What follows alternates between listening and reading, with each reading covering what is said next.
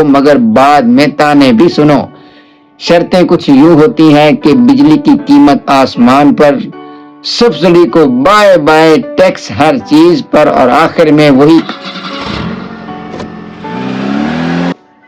अस्सलाम वालेकुम दोस्तों, तनवीर क्रेजी लाइफ चैनल पे खुश आमदीद। जब पाकिस्तान की जेब खाली हो और खजाना कहे कि बाबूजी अब कुछ नहीं बचा, तो तब एंट्री होती है पाकिस्तान के चाचा जी IMF की, एक ऐसा अंकल जो पैसे भी देता है और जेब भी कुतरता है।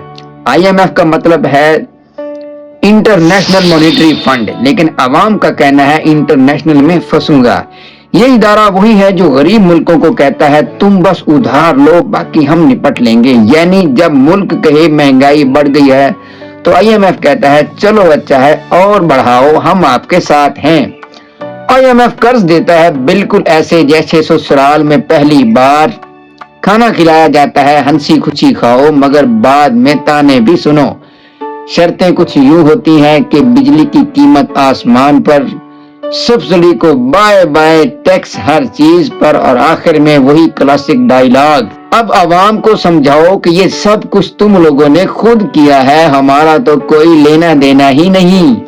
IMF और पाकिस्तान का रिश्ता वही है जो ड्रामों में टॉक्सिक लव स्टोरी होती है। हर साल नाराजगी, हर किस्त में कर्ज और आखिर में माफी तलाफी।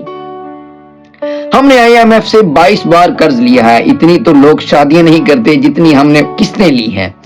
IMF वाले भी सोचते होंगे पहले हम इनको पैसे देते थे, अब लगता है EMI प्लान के तहत ये हमारे रिश्तेदार बन गए हैं। अगर IMF को आपकी अम्मा समझे तो वो हर बार यही कहेगी ये नखरे खत्म करो, बजट बनाओ और सालन में आलू डालो। लेकिन हुकूमत कहती है पहले AC चलाएंगे, फिर बिल का रोना रोएंगे, और IMF कहता है चलो बेटा फिर हर बिल को 3 गुना कर दो ताकि पाकिस्तानी आवाम को सबक मिल सके।